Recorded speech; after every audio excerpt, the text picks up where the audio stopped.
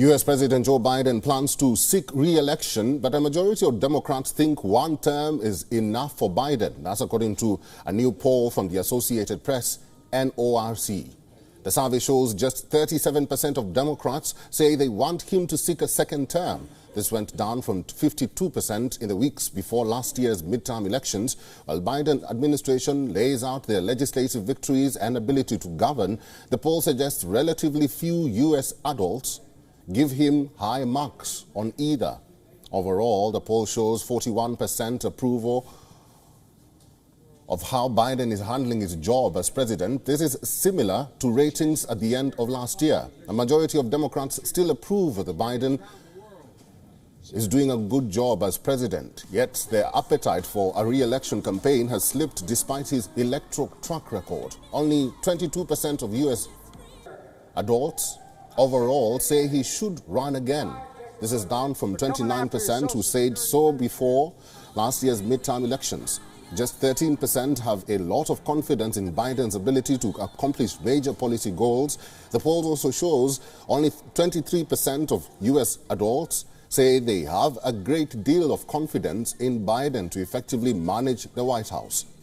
That has ticked down from 28% a year ago and remains significantly lower than 44% 2 years ago. Just 21% have a lot of confidence in Biden's ability to handle a crisis, down slightly from 26% last March. On working with congressional Republicans and managing government spending, roughly half of U.S. adults say they have hardly any confidence in the president. Only around 1 in 10 say they have high confidence. Already the oldest president in U.S. history, Biden continues to face tough questions about his age, as he would be 86 if he serves a full 8 years as president. Follow-up interviews with poll respondents suggest that many believe the 80-year-old's age is a liability. As the president gives his State of the Union address on Tuesday, he has a chance to confront fundamental doubts about his competence to govern.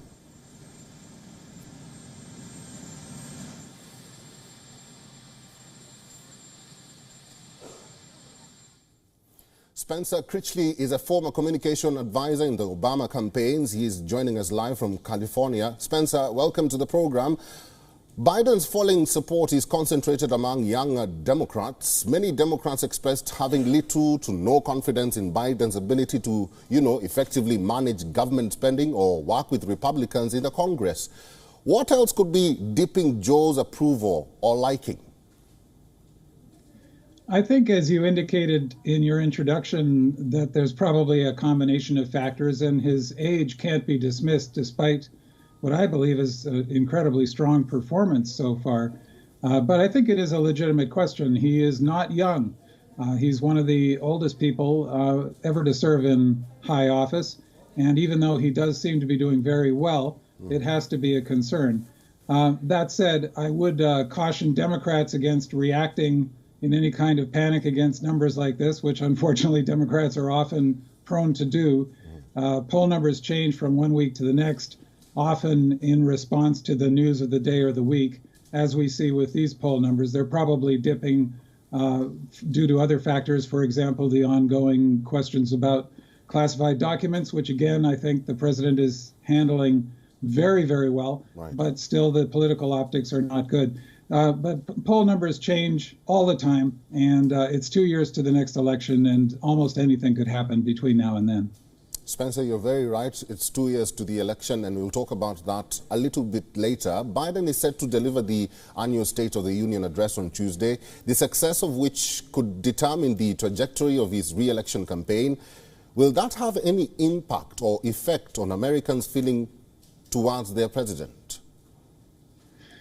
I frankly doubt it. I think the State of the Union is an important ceremonial event, but I think this kind of event has less and less impact on public opinion. The nature of the way people get political news and form their political opinions has changed so radically in the past few decades since President Biden began his public service career that the impact of a State of the Union, I think, is usually minimal. It's usually cheered by the partisans of whoever in office at the time, and it's usually attacked by whoever is out of office at the time. And I think most voters either don't pay any attention at all or just use it to cement their pre-existing opinions. That said, I think it is an important ceremonial duty of the president to show up and address the Congress and account for the progress he's made. Finally, Spencer, a slew of political controversies have soured attitudes towards officials across the board. So far, the only known Republican contender for the 2024 election is former President Trump. Americans have no faith at all in Kamala Harris.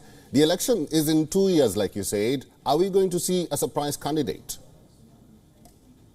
Again, I think almost anything could happen. I would disagree that they have no faith at all in Kamala Harris.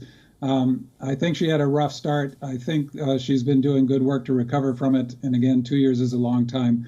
I would remind people that Hillary Clinton went from being the most popular public official in the United States, I believe, a couple of years before her election campaign, to being quite unpopular in response to all of the Benghazi hearings designed to destroy her public support, which were unfortunately quite successful. So poll numbers, again, can change quite significantly. President Trump, I think, is a matter of crucially important substance that goes way beyond anybody's opinion or partisan affiliations. He is a man who literally led an attack on our constitutional democracy, and I think he's grotesquely unfit for any public office, let alone the presidency. And I have to hope that more and more Americans will recognize that obvious, glaring truth.